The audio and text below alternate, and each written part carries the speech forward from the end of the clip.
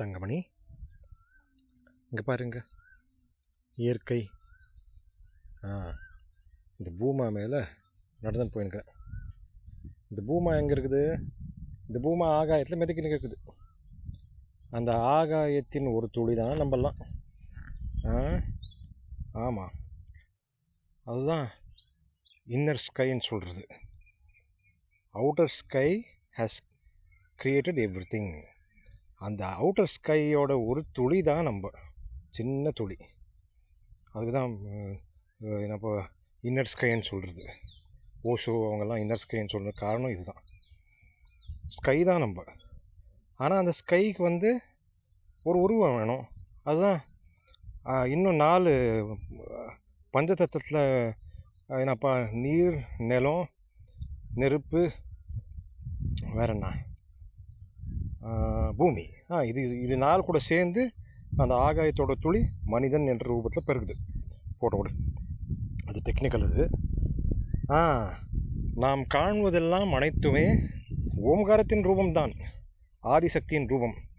முல்லையும் அதுதான், ரோஜா பூவும் அதுதான், தாமரையும் அதுதான், தொட்டாசிலங்கியும் அதுதான், துளசியும் அதுதான்.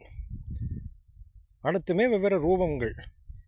எப்படி இசையில் வெவ்வேறு சுரங்கள் இருக்கின்றதோ அதே போல் தான் இது ஒரு லீலை.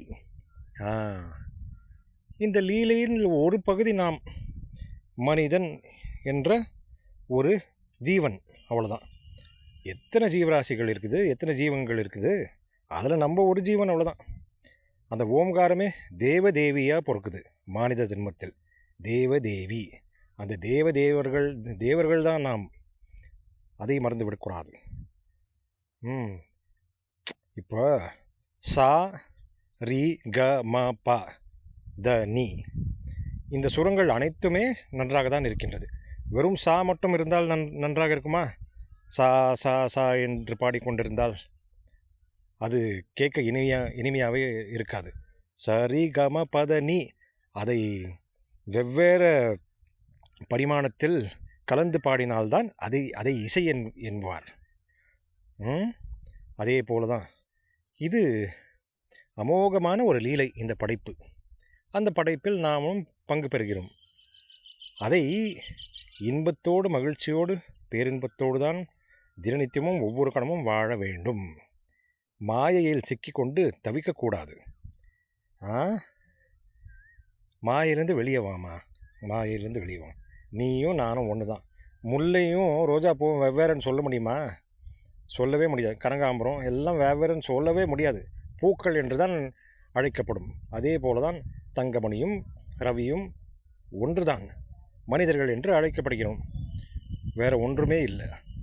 நாம் அனைவரும் தேவதேவிகள், மாணவர்கள், மனிதர்கள் என்று அழைக்கப்படுகிறோம். தேவதேவிகள் போல இருக்க வேண்டும். தேவதேவிகள் கிட்ட தேவதேவிகளது ஒரு சுபாவம் கொடுப்பது தான் தேவதேவிகளின் சுபாவம். நான் எதை கொடுக்கிறேன்? இப்பொழுது ஞானத்தை கொடுத்து கொண்டு தான் இருக்கிறேன். ஞானத்தினால் தான் அனைத்துமே உருவாகின்றது இந்த பூமியில். விவசாய கலையும் ஒரு ஞானம்தான், இசைக்கலையும் ஞானம்தான், வாழ்க்கை பற்றி சொல்லுவதும் ஞானம்தான். அதைத்தான் பகிர்ந்து கொள்கிறேன். இந்த ஞானத்தை வைத்து தான் அனைத்துமே நாம் செய்கிறோம். எனக்கா தெளிவில்லை. பார்த்துக்க இந்த ஓம்காரம் எப்படி, இந்த பாறைல்லாம் எப்படி இருக்குதுன்னு. சரியா? நான் யாரும் வெறுக்கிறது இல்லை. ஏன்னா இந்த ஓம்காரம் எப்படி இன்னொரு ஓம்காரத்தை வெறுக்கும்? நான் ஓம்காரம் தான் நான்.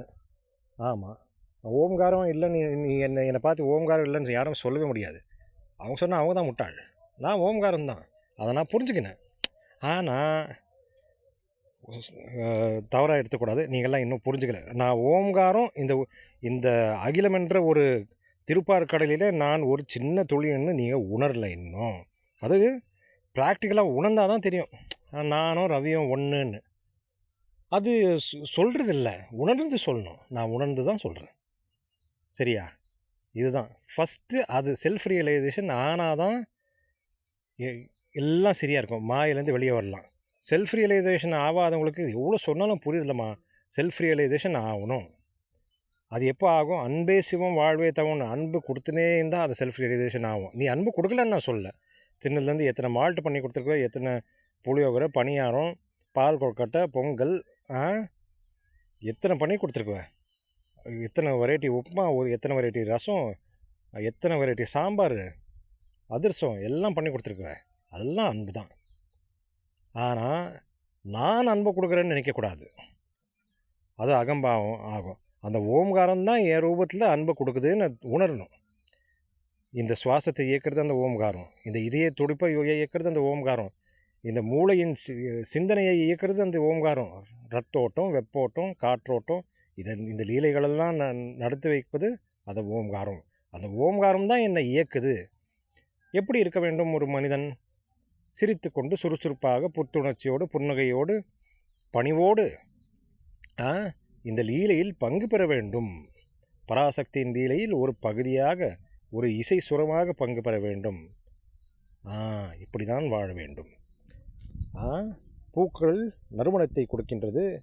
நாம் என்ன கொடுப்பது? அன்பை கொடுக்க வேண்டும். அந்த சூரிய ஒளியை கொடுக்குது. சூரிய வம்சிகள் நாம் அன்பை கொடுக்க வேண்டும். கொடுத்து கொண்டு தான் வாழ வேண்டும். கொடுத்தால்தான் கடவுள். நாம் கடவுள்கள் தான் தேவ தேவிகள். அப்படி தான் வாழ வேண்டும். இந்த ஞானம் சாதாரண ஞானம் இல்லை. அந்த ஓம்காரமே என் மூலமாக பேசுகின்றது. நான் ஓம்காரம்தான் அறிந்து விட்டேன். ஆம்.